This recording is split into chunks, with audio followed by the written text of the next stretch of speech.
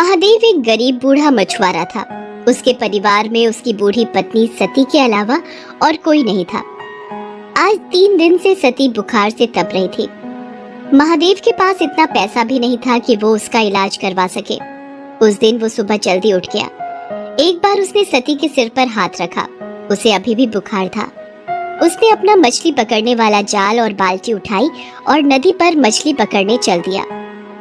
नदी के किनारे पहुंचकर उसने अपना जाल डाल दिया और मछली के फंसने का इंतजार करने लगा। वहां एक और मछुआरा छगन भी अपनी नाव पर बीच नदी में मछली मार रहा था। महादेव को देखकर छगन बोला, अरे बाबा, किनारे बैठने से बड़ी मछली नहीं मिलेगी। नदी के थोड़ा अंदर आओ तो हो सकता है कि कोई बड़ी मछली फंस जाए। है? नहीं बेटा, ना तो मेरे पास नाव है और न शरीर में ताकत जो मैं नदी में जाकर मछली पकड़ सकूं। अब सब कुछ भगवान के ऊपर है। उन्होंने चाहा तो मुझे बड़ी मछली जरूर मिलेगी। छगन ताने मारता हुआ बोला, तो फिर बैठे रहो घाट को पकड़ के। भगवान तुम्हारे लिए लाल परी मछली भेजेंगे।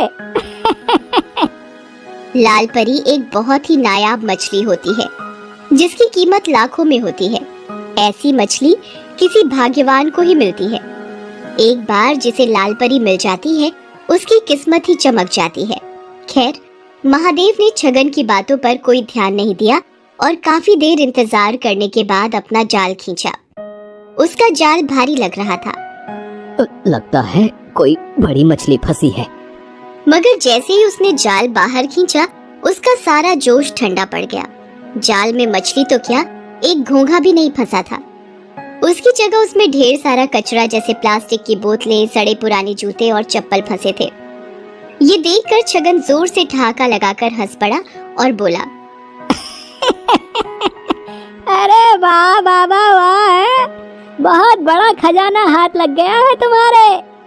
इसी तरह रोज खजाना मिलता रहा तो एक दिन तुम जल्दी ही रईस बन जाओगे। महादेव ने फिर उसकी बात पर कोई ध्यान नहीं दिया, बस मन ही मन बोला, हे भगवान, कैसे लोग हैं तुम्हारी दुनिया के। जो नदी हमें पीने को पानी और खाना देती है उसमें लोग न जाने क्या क्या गंदगी डाल देते हैं। इतना सोचकर उसने फिर से जाल डाला।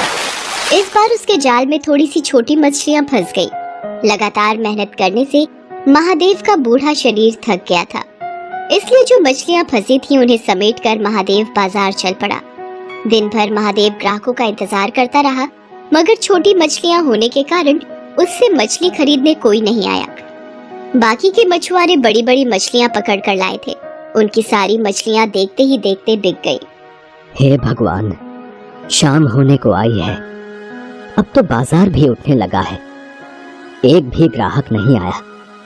सोचा था थोड़ा सा पैसा आ जाएगा तो सत्ती के लिए खाना और दवाइयाँ लेता जाऊंगा।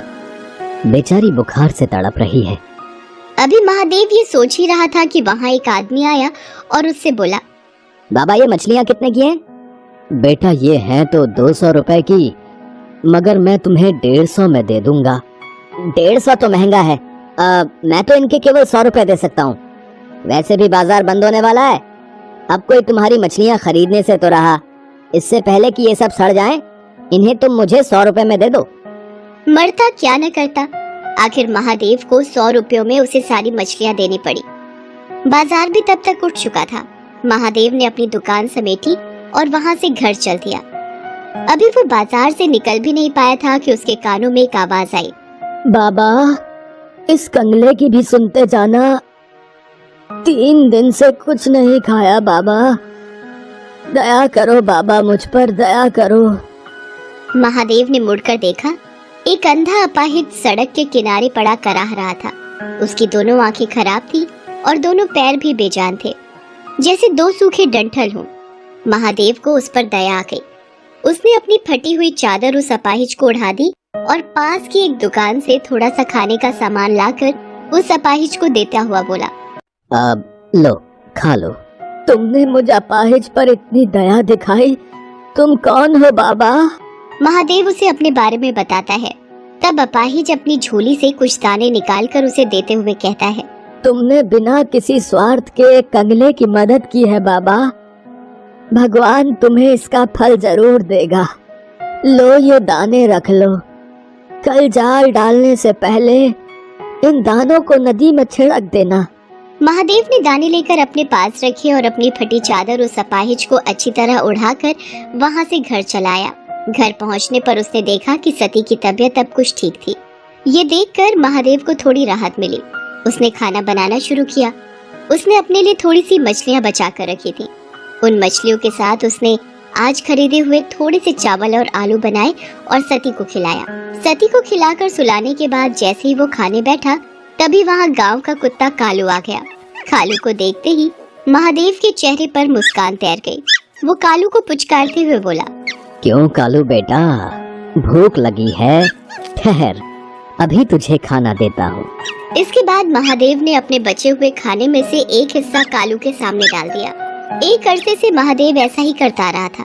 वो जब भी खाने बैठता तब कालू वहाँ आता और महादेव कालू के साथ मिलावट कर खाना खाता। खाना खाकर कालू वहाँ से चला गया और महादेव भी भगवान का नाम लेकर सो गया। अगली सुबह वो फिर अपना जाल लेकर मछली पकड़ने चल दिया। नदी किनारे पहुंचकर उसे उन दानों की याद आई जो कल अपाहिज ने उसे दिए थे। उसने उन दानों को नदी में बिखेर दिया और फिर वहाँ अपना जाल डाल दिया। अभी थोड़ी ही देर हुए थे कि अचानक लगा जैसे जाल में कोई भारी चीज फंसी है। महादेव जाल को खींचने लगा, मगर बूढ़ा होने के कारण उससे जाल खींचा नहीं जा रहा था। जैसे तैसे काफी देर की मेहनत के बाद उसने जाल बाहर निकाला। जाल को देखते ही उसकी आंखें चौंधी आ गई। जाल में एक बड़ी सी लाल परी मछली फंसी थी।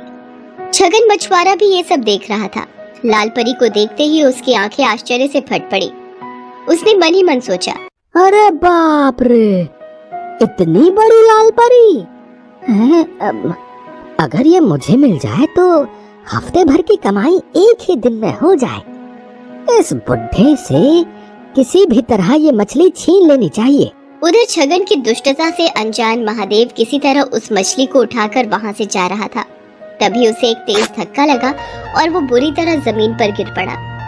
मछली भी उसके हाथ से छूट गई। उसे छगन ने धक्का दिया था।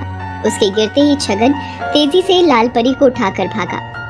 महादेव चिल्लाया, अरे अरे चोर चोर, पकड़ो पकड़ो, वो मेरी मछली लेकर भागा जा रहा है, कोई पकड़ो उसे। मगर वहाँ कोई भी नहीं था जो महादेव की पुकार सुनता। लेकिन अगले ही पल ना जाने कालू वहाँ कैसे आ गया और भागते हुए छगन पर टूट पड़ा। उसने कई जगह छगन को काट खाया। छगन दर्द से चिल्ला उठा। उसका चिल्लाना सुनकर आसपास के रहने वाले लोग वहाँ भागे आए।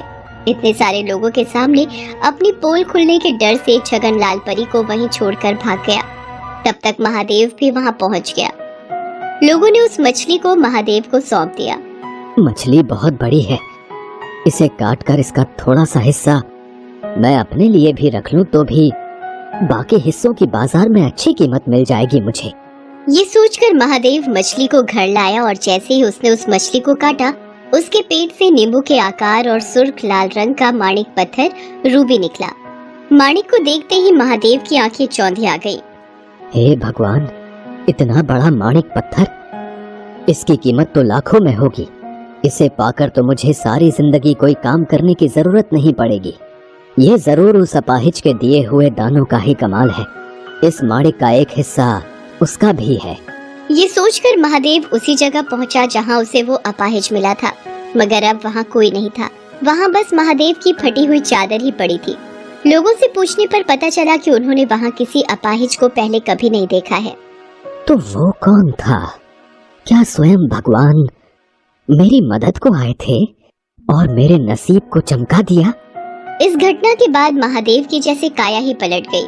अब उसके जीवन में किसी चीज की कोई कमी न रही। वो अपनी पत्नी सती और कुत्ते कालू के साथ सुखपूर्वक जीवन बिताने लगा। साथ ही साथ दिल खोलकर दीन दुखियों की मदद भी करने लगा। ना जाने किसी दिन दुखी के भेष में कौन मिल जाए।